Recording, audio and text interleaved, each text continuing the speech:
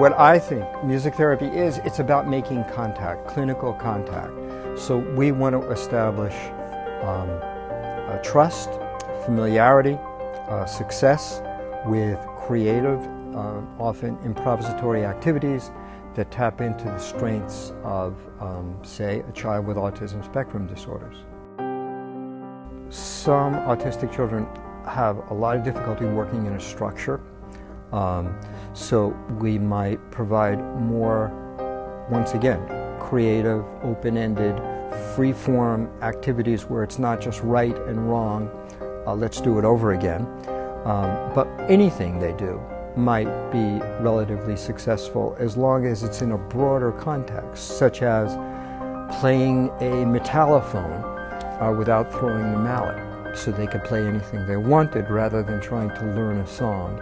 And this is in part the difference between music education, which is learning the song, which is developing music skills, which is developing information and knowledge and understanding of music, versus using music as a tool to achieve therapeutic goals.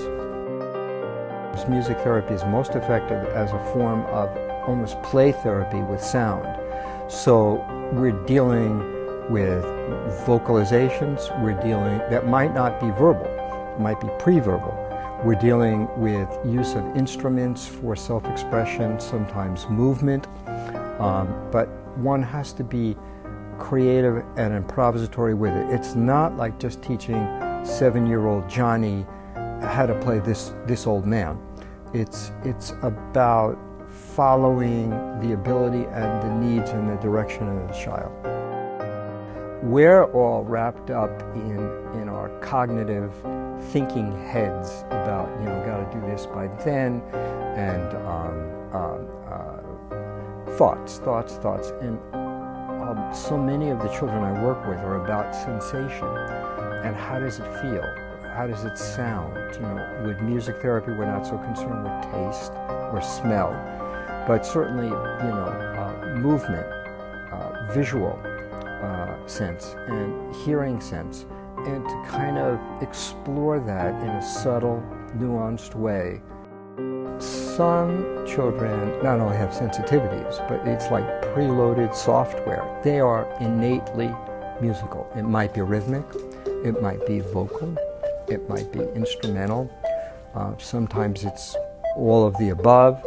And part of the goal of the music therapist is to tap into that, to find that strength, to find that inner musicality, to find that inner intelligence, and develop it so it carries over beyond the music therapy session and plugs into the classroom or the home or many activities, play activities. I've been around music since I was a kid, and it brought me to tears as a kid, and it had a unique power to inspire me and touch me. And maybe I'm just a wimp, but at 60 years old it still has that unique power. And it just, the cliches, it says things that words cannot. But in dealing with disabilities, it brings out strengths and qualities that words and other rote kinds of activities and other behaviorally based activities. So it touches the identity, the individuality, the creative spark, and the need for expression. We all want to be heard. I think from birth till death, we all want to be heard and understood.